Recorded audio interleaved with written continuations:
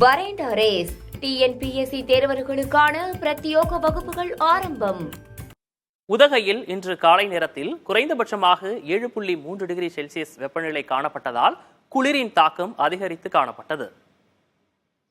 நீலகிரி மாவட்டம் உதகை, குன்னூர், கோத்தகிரி அதன் சுற்றுவட்டார பகுதிகளில் இன்று காலை நீர்ப்பனியின் தாக்கம் அதிகரித்து காணப்பட்டது. இதன் காரணமாக வாகனங்களின் மேற்பரப்பில் பனிப்பொழிவு படர்ந்து காணப்பட்டது. மேலும் புல்தரைகள் வெள்ளை கம்பளம் போர்த்தியது போல் காட்சியளிக்கிறது. அதிகாலை நேரங்களில் குளிரின் தாக்கம் அதிகரித்து காணப்படுவதால் தோட்ட தொழிலாளர்கள், வாகன ஓட்டிகள் ஆங்காங்கே நெருப்பு மூட்டி உடலை வெப்பப்படுத்தி வருகின்றனர். கடும் பனியால் மலைத்தோட்ட காய்கறிகளை அறுவடை செய்யும் தொழிலாளர்கள் மற்றும் வாகன ஓட்டிகளின் இயல்பு வாழ்க்கை வெகுவாக பாதிக்கப்பட்டுள்ளது. கிருஷ்ணகிரி மாவட்டம் ஓசூர், சூளகிரி மற்றும் அதன் சுற்றுவட்டார பகுதிகளில் காலை முதல் கடுமையான பனிப்பொழிவு ஏற்பட்டுள்ளது.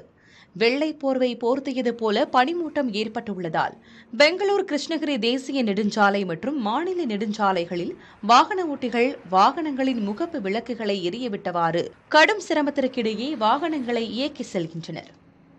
வரேண்ட ரேஸ் டிஎன்பிஎஸ்சி தேர்வர்களுக்கான பிரத்யோக வகுப்புகள் ஆரம்பம்.